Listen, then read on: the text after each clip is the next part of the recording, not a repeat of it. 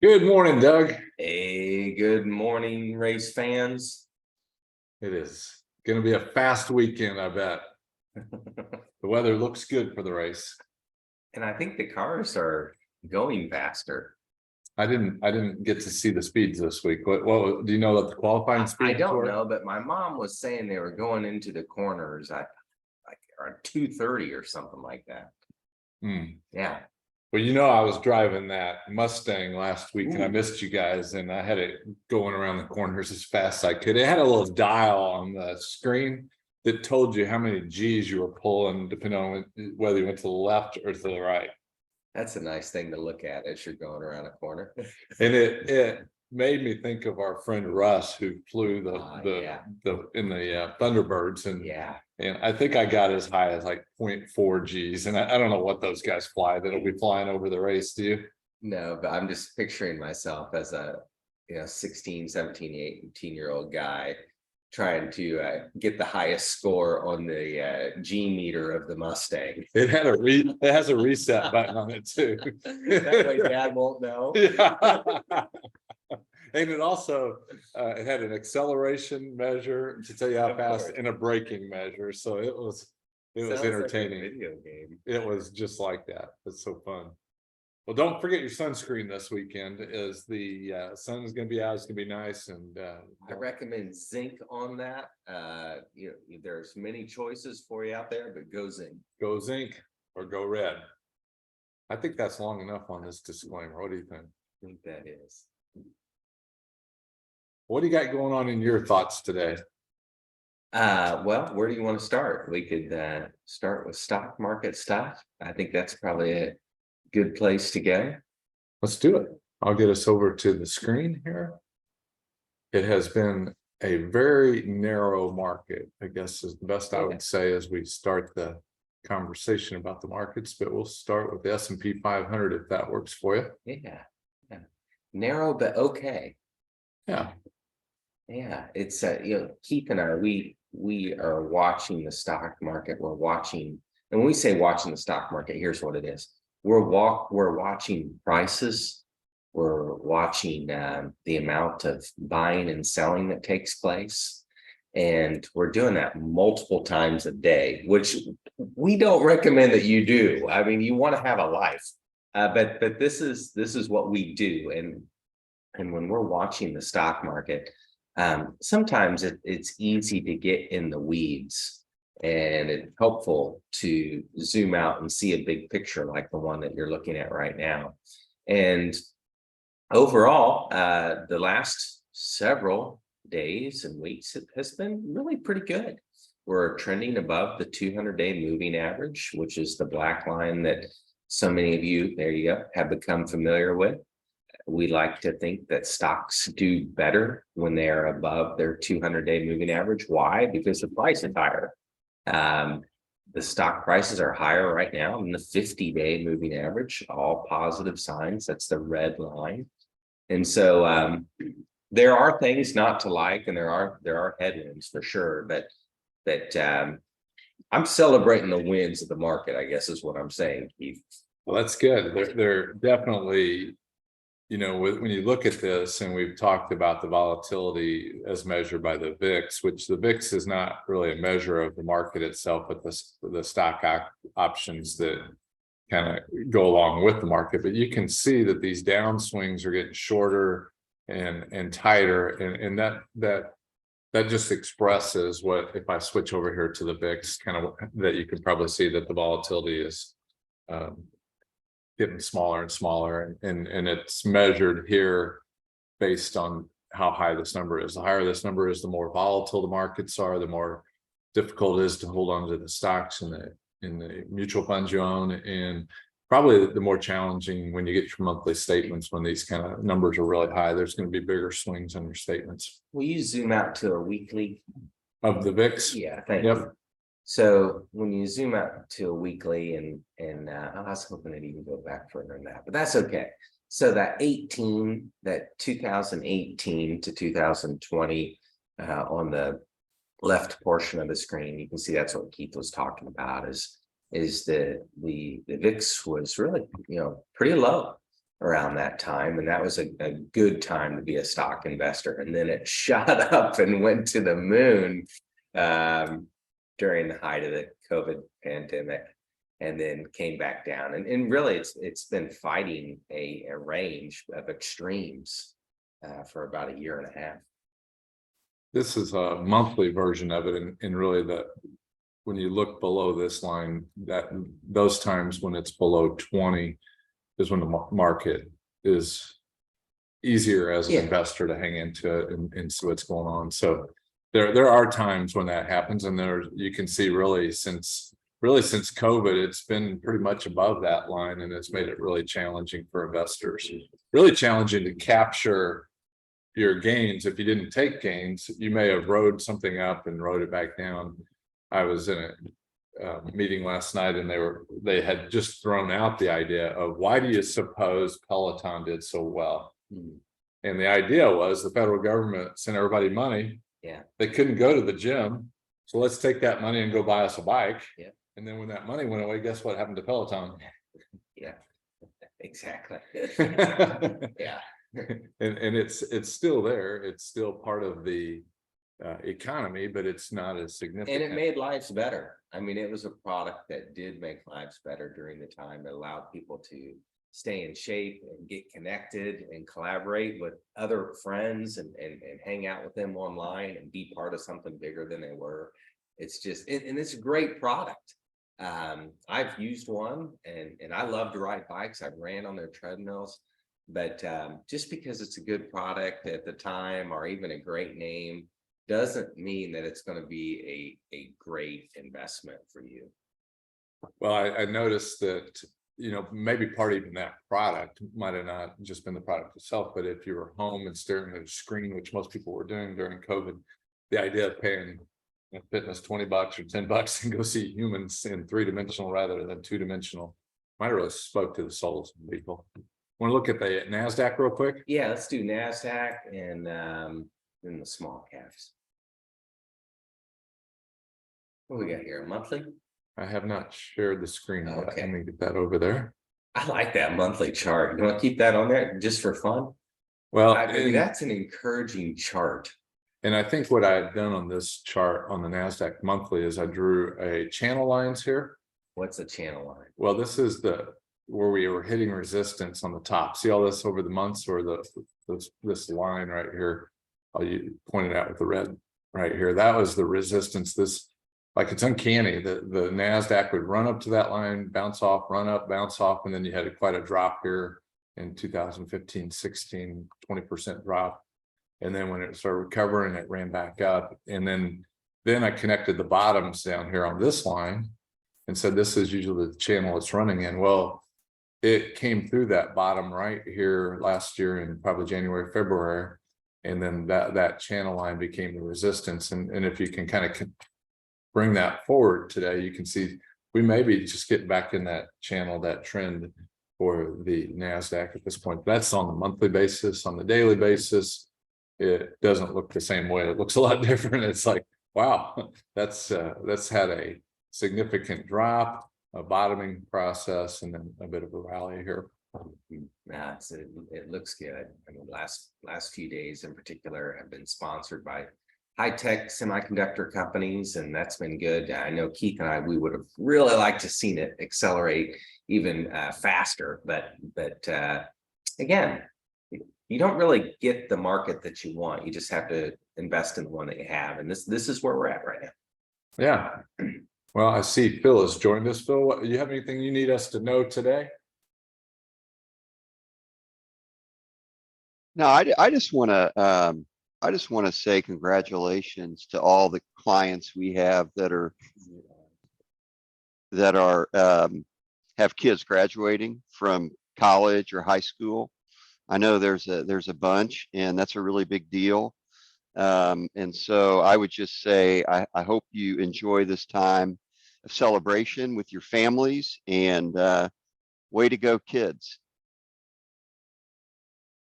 Thanks, Phil. That's a big deal. I know the kids are all rolling in. I saw some in my house last night that weren't there a couple of days ago, and so that was fun, and it's just exciting to watch as the kids begin their journey this summer. joking with you yesterday that this is more exciting the last day of school to me than Christmas morning when I was a kid, because there's no letdown at the end. The letdown is several weeks from now. We have to get back at. We didn't even have duffel bags or anything back then. We just show up and they give us our books, but they had to carry them in their backpacks now. So Yeah, it's good stuff. well, that's the NASDAQ going on there. Let's talk about. Let me show you this screen. This is some. This screen is a picture of, this is thanks to our friends at First Trust. This is a picture of what has happened with consumption of goods over time. And you can see that they put a trend line right here. That's the kind of hashed mark line right there. And then there was a hash mark line here. And the two are different segments of the total gross domestic product. That's gross domestic product, GDP. When you hear that, that's the output of our economy. And so that split between goods and services, and you can kind of see back in 2000, the services were closer together in the production of our economy than the goods were today. Goods are, we started shipping them out to China to have them produced for us, and so there was a widening span between our economy being a service economy and a goods economy. And so when you see this dip in the COVID here, what happened with the COVID dip is that everything was shut down. Manufacturing was shut down. People didn't go to the office. And so you had that recession that happened very quickly then. And then you see the regression to the mean is what we were talking about with regards to the stocks earlier when they drop down. And when we talk about going back with the goods and services, you see a gap between those. You see where the services rebounded really quickly. And that's because of things like Zoom, meetings that are on Microsoft and things of that nature. And they rebounded quicker and then came back to goods as the supply chain things began to come back. And they came back above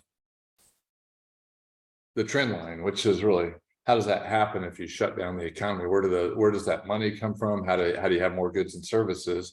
And the money came from a printing press, which I've talked about in the last number of times, is that if you have a printing press that prints money and you send it out to the population, then they're going to go out and spend that money. And so you got above the trend line on that.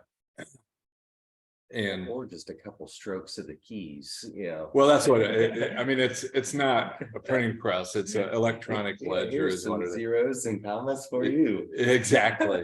And so this is. I had some time with our friends at First Trust last night, and these were things they were pointing out, which made sense to me. Is, well, if people were unemployed during that time, how did receipts increase?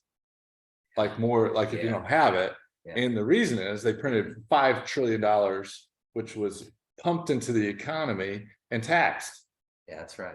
So we have tax receipts from money our grandchildren are going to earn. Yeah, and that's both. That's the federal government there. So everybody can point fingers at the federal government, but and we had this conversation. We love having our office here in Carmel, but our city officials got the same thing, and they probably are walking around very confidently of all these things they've done, but these receipts will drop off when that revenue doesn't happen. If we go into a recession, which it looks like we're probably prone to do, that's going to have an impact on the governments that don't tend to cut spending. They don't tend to lay people off. No. And so this is the picture of why that's probably going to happen, is that the M2, what we've explained to y'all in past shows, the M2 is the money that the government creates, whether it's on pixels on a screen or whether it's dollar bills they print. That money released into the economy is the M2. The M1 is the total money that's out there, but the M2 is what's released into the economy. And the poor policies the Federal Reserve did, after 2008 and through the teens, that money was never released into the economy. It's kept on the bank's balance sheets, right? And so they released all this money in just ridiculous velocity during 20 and 21. And then they started turning off the spigot in 2022.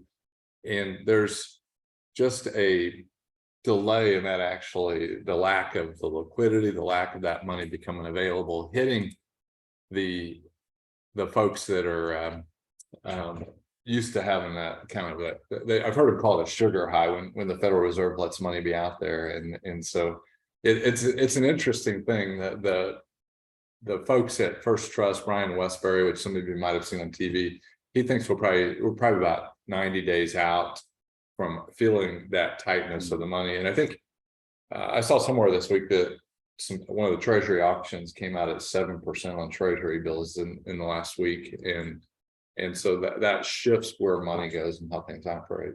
And it's sold so well, though. It's like when the lottery came out in Indiana, all the money's going to go for education, and your local municipalities, a lot of money has gone towards education, and how are you going to reduce spending in education? Good luck with that. And so it's been interesting, because I think what will happen is you'll just see higher and higher taxes to keep the money coming in and keep the bills, well, keep the spending going. And I think that's the question I've heard a lot this week is, what about, the budget problems we have going on and the default on the federal government? And the reality is the federal government is not going to quit paying their treasuries. Yeah. And they probably should default on, let me pick the Department of Education. It's not been around that long. Like, was our education doing better since they created the Department of Education, or is it the same? And if it's the same, what's the point of it, right? Like, if you have your local education, why do you need a federal portion of it? Well, they're probably not going to cut that, because they created something and they don't do very well. Really, it was Reagan, Bush, and President Clinton that actually did some cutting of expenses, when we really haven't seen that expressed anytime in the last, 25 plus years. So there'll be a time either they'll have to cut spending, or the burden will be just a lot on the taxpayers again. But I don't know what that looks like, because people aren't accustomed to somebody telling them no. One of the great benefits of this industry, the financial services industry, are the people we get to meet, and Brian Westbury is one of them.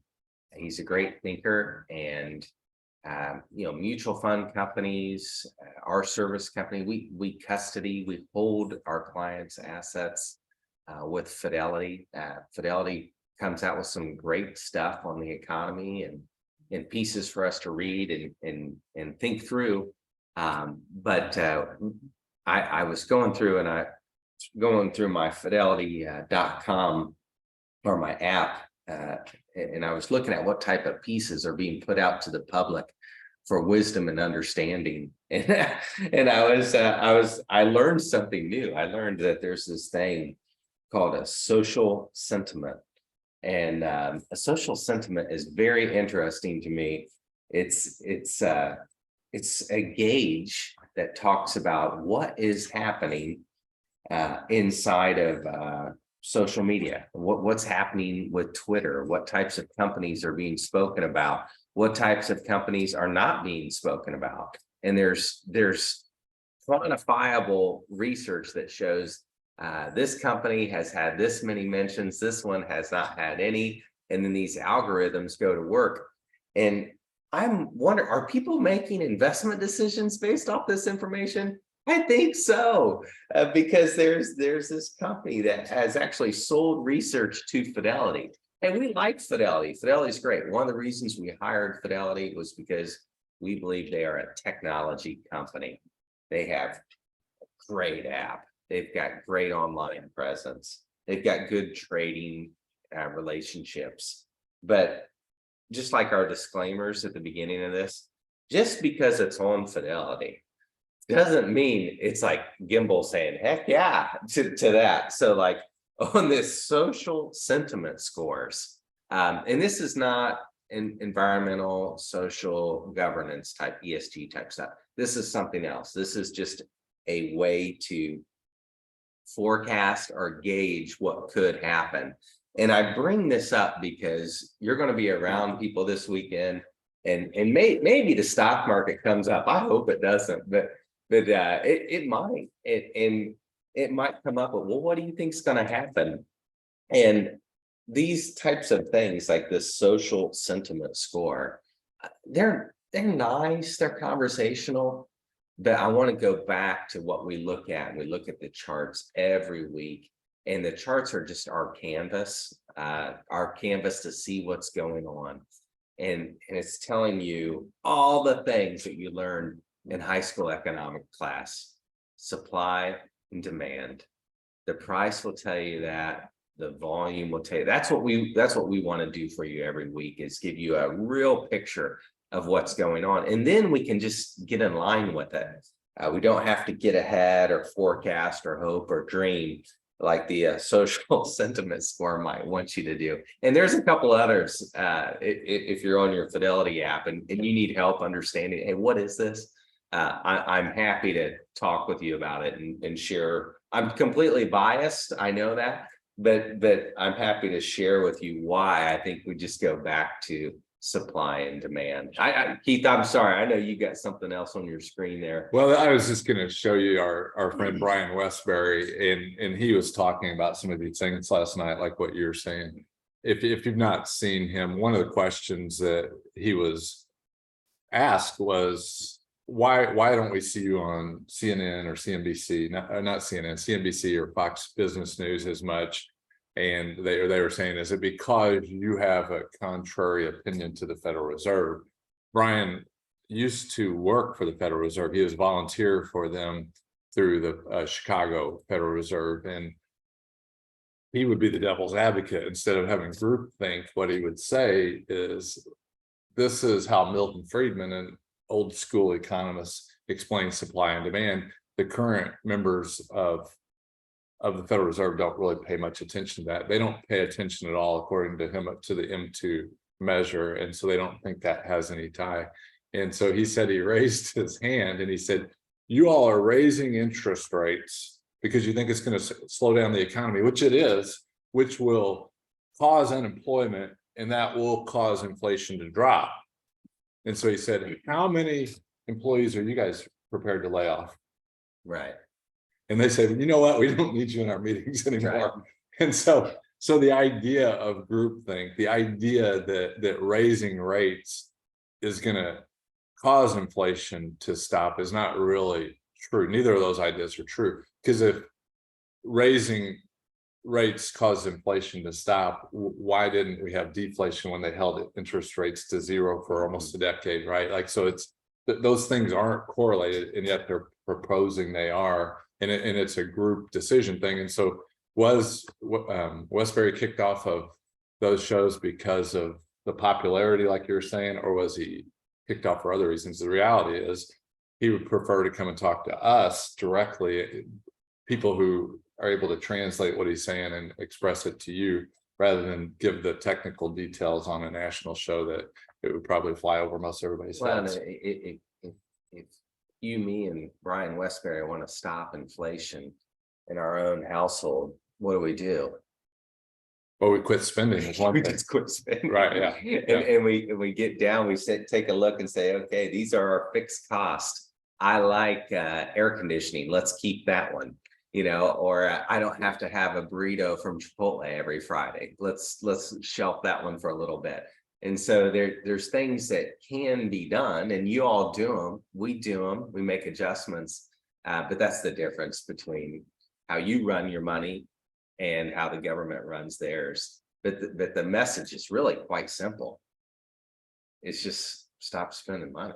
That was the mantra that they said last night. And ultimately the mantra is math wins. Yeah. Like, we showed you all for 18 months why COVID that was being presented to you was not true what was going on, right?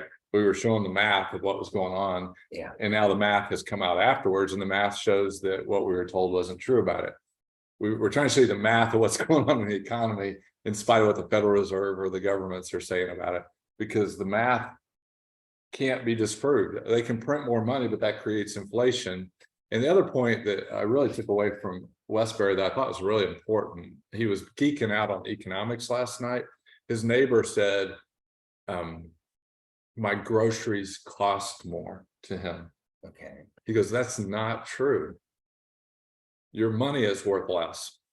Yeah, that's true. And she didn't understand what he was saying. Yeah. But when you say my groceries cost more, you're saying the problem is Kroger, Meyer, or wherever you shop.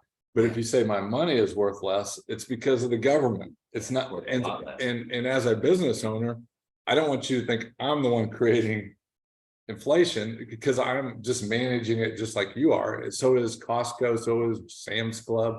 But the difference doesn't seem like much, but it's the reality is my money is worth less. And the government isn't going to tell you that because they're the ones doing it. They're going to say your groceries cost more. Isn't that interesting? So, Well, the one thing the government does do well, I'll give some claps for the government right now. They do holidays well. I am grateful for Memorial Day weekend, and maybe it's because of the Indy 500 and all the pageantry around Memorial Day weekend that was cemented into a young Indiana boy's heart as he watched the 500 or listened to the 500. That you hear the celebrations and the memories. You hear taps played at the 500, and Memorial Day weekend is just a special weekend to reflect. We got it really good here. It is awesome to be an American, and so yeah, I'm grateful because of that.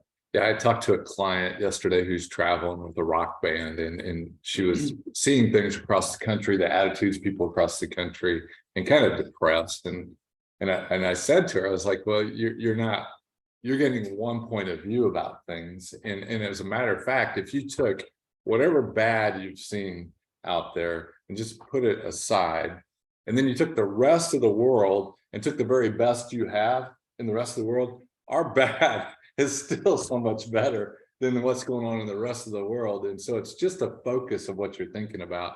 I know this weekend we're going to have a blast. I get to go to a bridal shower tomorrow, against my will, but my heart is for my family, so I will be there in some form or fashion. But I also get to go see the race with Caleb, so that's going to be a blast. So yeah, it's going to be a great weekend. I hope you all are able to enjoy it in a special way. Yeah, very good. See you soon. Bye.